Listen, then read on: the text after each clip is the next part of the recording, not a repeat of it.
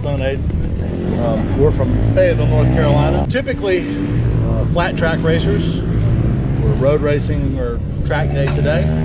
We run woods, we run flat track, we run motocross, and pavement, obviously. So a little bit of everything. How many different tracks do you think you run, roughly? Oh Lord, on the flat track side, 10, 11, and 3 or 4 pavement, and a whole mess of different woods locations.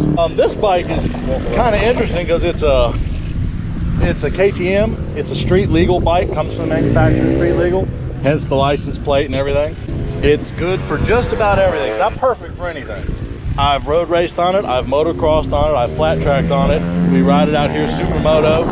I ride it to work sometimes when I feel like it. So it does a mix of things. It's a 500, a little bit bigger than the standard 450 motocross bike, but essentially same bike, just with headlights and taillights on it. What about the suspension versus the motocross bike? Almost identical. Really? The linkage is a little different on this. This is what they would put on a woods motocross, or not a motocross, but like a woods bike. It's a PDS is what they call it, but it doesn't have the standard linkage up underneath like his motocross bike does. But other than that, shock, suspension stuff, it'll motocross. You know, on a big track like the main track out here, it's good for 105, 110 on the straightaway, so you get beat up against the sport bikes. But at the same time, as soon as you come into the turn, it turns so fast and it goes, yeah. A good rider can hold his own on one of these for the most part. Bike is a motocross bike that we use for woods and asphalt. This is usually his woods bike. It's a 150cc water-cooled motocross bike. Makes 20-ish horsepower, fast for what it is. Ordinarily it would have bigger wheels on it. These are supermoto wheels with racing slicks for right on the pavement. Normally he'd have knobbies on it, obviously.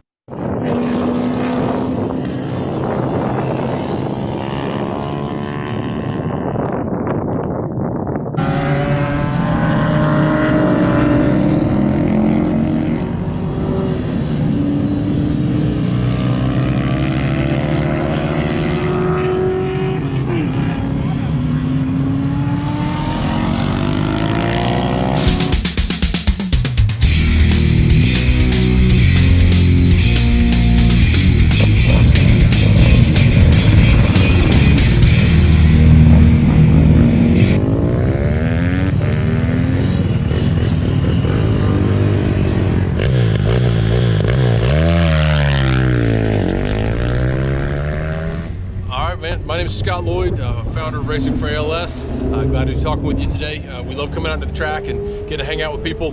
Just amazing folks here at the track, and raise awareness for ALS research and have some fun. How did you get into this racing?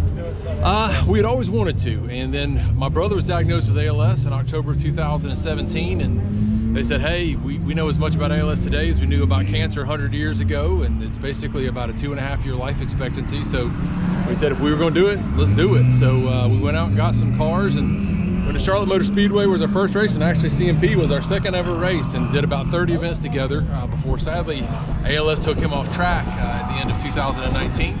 So I've been racing on for him and for Racing for ALS. So this car is a car that we purchased from Hendrick Motorsports. It's one of their Hendrick Track Attack cars. You can see that here on the front. And it's an LSX crate motor that's in here, an LSX 454. That's the only difference from the Cup car. Everything else that's on the car you'll see is the same. This is actually an old Jimmy Johnson hood. The chassis here was raced by Casey Kane, by Chase Elliott, in the name, and William Byron. But you can see that, you know, we've been able to come out and utilize this platform, you know, to really make sure that we can get awareness out there for ALS. Obviously, for all my number 3 fans out there, we're a huge Dale Earnhardt Sr. fan. For me, my brother was a huge Jeff Gordon fan, so that's why we run the 324. And you can also see that we have a tribute on the back of our trunk to where we run names of folks that have passed, that we've met over the years, or people that contacted us and follow us on social media. So if you're somebody who lost somebody, let us know, and we'd love to honor them on the back of the car.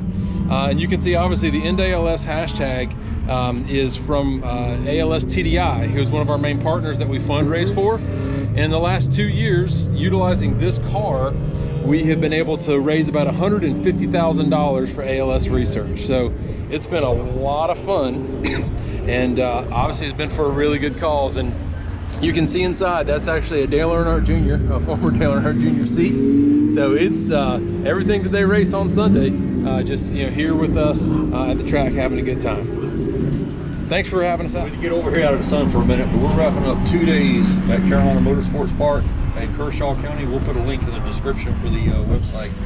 I want to thank Chris Hardy and all the other drivers that took a few minutes with us and explained a few things to us. Been around racing since I was a kid, but never been around this kind of racing, so it was new and refreshing to see something different.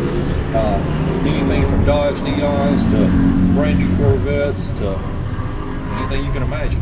Every bike, every shape and size. It's pretty cool. I highly suggest you come out.